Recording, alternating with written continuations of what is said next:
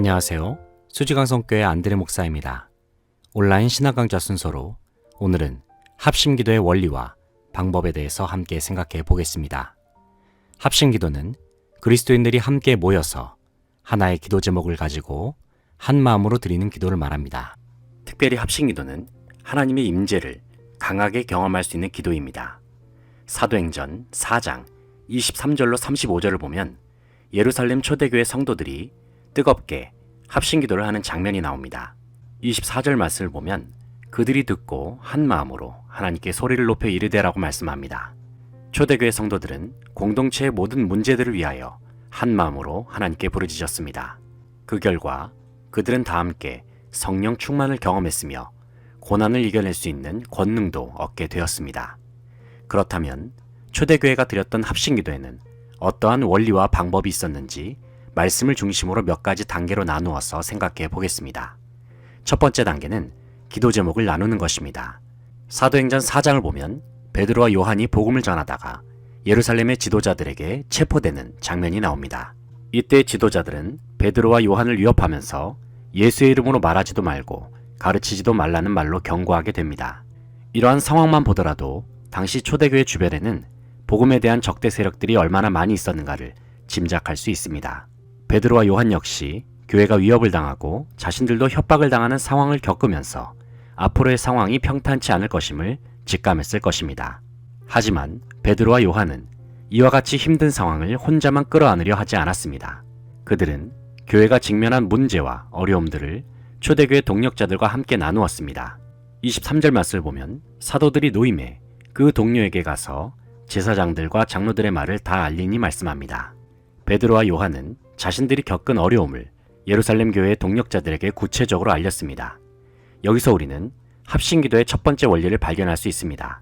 그것은 합심기도는 기도 제목을 나누는 것으로부터 시작된다는 사실입니다. 기도 제목을 함께 나눈다는 것은 다른 사람들과 함께 무거운 짐을 나눠서 지는 것을 의미하는 것입니다. 혼자서 감당할 수 없는 문제가 있습니까? 그렇다면 여러분의 동력자에게 과감하게 기도 제목을 나누고 기도를 요청할 수 있기를 바랍니다. 두 번째 단계는 하나님이 어떤 분이신가를 생각하는 것입니다. 베드로와 요한으로부터 교회가 처음 문제에 관한 이야기를 들었을 때에 예루살렘 교회 성도들의 반응은 어떠했을까요? 24절을 보면 그들이 듣고 한 마음으로 하나님께 소리를 높여 이르되 말씀합니다. 다시 말해서 문제를 듣자마자 그들은 즉시 한 마음으로 하나님께 기도했다는 것입니다. 그런데 기도의 내용을 보면 그들은 제일 먼저 하나님이 어떤 분이신가를 기억해내는 것을 보게 됩니다. 24절로 26절 말씀을 함께 읽어보겠습니다. 그들이 듣고 한 마음으로 하나님께 소리를 높여 이르되 대주제여 천지와 바다와 그 가운데 만물을 지으신 이시오 또 주의 종 우리 조상 다윗의 입을 통하여 성령으로 말씀하시기를 어찌하여 열방이 분노하며 족속들이 허사를 경영하였는고 세상의 군왕들이 나서며 관리들이 함께 모여 주와 그의 그리스도를 대적하도다 하시니로소이다 말씀합니다. 초대교회 성도들은 합심기도를 시작하면서 하나님이 어떤 분이신가를 생각했습니다. 그들은 가장 먼저 하나님은 천지 만물을 지으신 분이심을 기억했습니다. 그리고 그들은 시편 2편 1절로 2절 말씀을 통해서 메시아에게 대항하는 세상 권력자들에 대하여 비웃으시는 하나님을 기억했습니다. 다시 말해서 초대교회 성도들은 기도하는 중에 하나님의 속성과 기록된 하나님의 말씀을 떠올림으로써 하나님이 어떤 분이신가를 깊이 묵상했다는 것입니다. 이러한 과정은 초대교회 성도들로 하여금 자신들의 마음속에 있는 근심과 걱정과 염려를 자연스럽게 몰아내게 했습니다. 그리고 말씀을 통해 더욱 하나님께 집중하며 기도할 수 있도록 만들어 주었습니다. 기도를 하기에 앞서서 우리의 마음이 근심과 걱정으로 가득 차 있다면 가장 먼저 우리는 살아계신 하나님을 깊이 묵상해야 합니다. 이것이 가능하기 위해서 우리에게는 적절한 순간에 하나님의 말씀을 떠올리는 훈련이 되어 있어야 합니다. 매일 하나님의 말씀을 읽고 묵상하는 경건 생활은 위기의 순간 속에서도 담대하게 하나님을 바라보고 기도하게 하는 중요한 밑거름이 된다는 사실을 기억하시기 바랍니다. 셋째 단계는 구체적으로 기도하는 것입니다. 초대교회 성도들의 합심기도는 매우 구체적이었습니다. 그들은 하나님께 기도할 때에 자신들의 어려움을 매우 상세하면서 자세하게 설명을 드리고 있습니다. 27절로 30절 말씀을 보면 초대교회의 구체적인 기도의 내용이 언급되어 있습니다. 과연 헤롯과 본디오 빌라도는 이방인과 이스라엘 백성과 합세하여 하나님께서 기름 부으신 거룩한 종 예수를 거슬러 하나님의 권능과 뜻대로 이루려고 예정하신 그것을 행하려고 이 성에 모였나이다.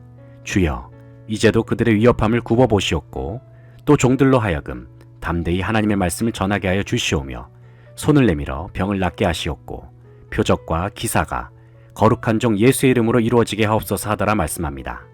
이 구절을 우리말 성경으로 소개해드리면 다음과 같습니다.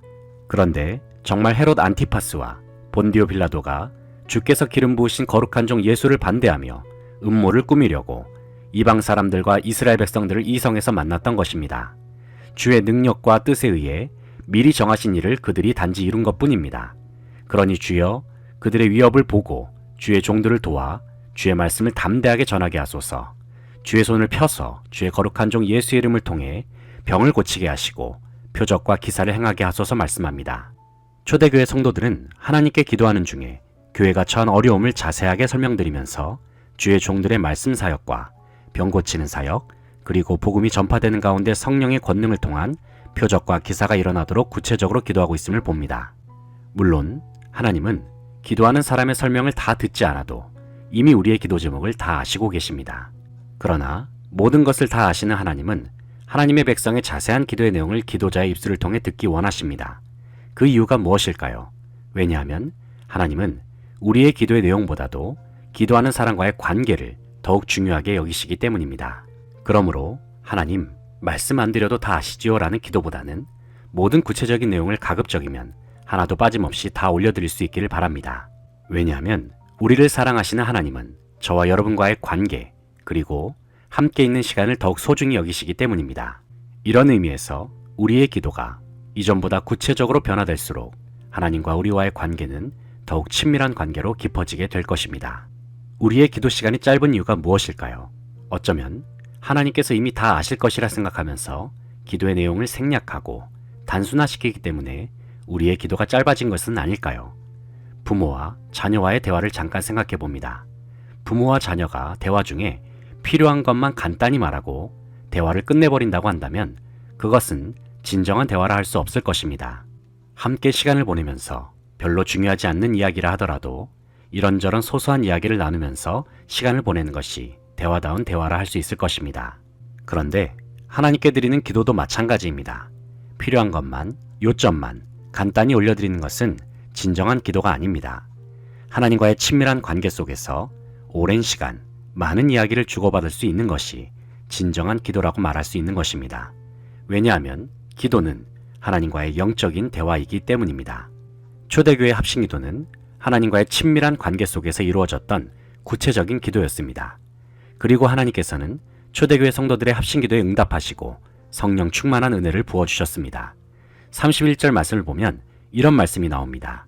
빌기를 다하매 모인 곳이 진동하더니 무리가 다 성령이 충만하여 담대히 하나님의 말씀을 전하니라 말씀합니다.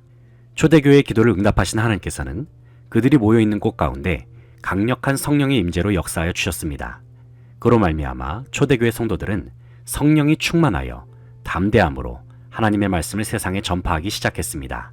뿐만 아니라 그들은 하나님의 나라를 위한 사역을 위하여 자신이 가진 것을 아낌없이 나누기 시작했습니다. 이처럼 합심기도는 우리로 하여금 성령 충만한 역사를 경험케 합니다. 그리고 합심기도는 우리로 하여금 하나님의 나라를 꿈꾸게 하며 하나님의 나라를 위해 헌신하도록 인도해 줍니다. 여러분의 삶 속에 혹은 교회 공동체에 어려움이 생겼습니까? 그렇다면 가장 먼저는 여러분의 기도 동력자들에게 기도 제목을 나누십시오. 함께 기도하면서 살아계신 하나님이 어떤 분이신가를 기억하십시오. 그리고 하나님과의 친밀한 관계 속에서 구체적인 내용으로 하나님께 기도하면서 전심으로 부르짖으시기 바랍니다. 바로 그러한 합심기도에 하나님께서는 귀를 기울이시며 성령의 권능으로 역사하여 주실 것입니다. 지금까지 합심기도의 원리와 방법에 대해서 함께 생각해 보았습니다. 저는 수지강성교회 안드레 목사였습니다. 다음 시간에 찾아뵙겠습니다. 감사합니다.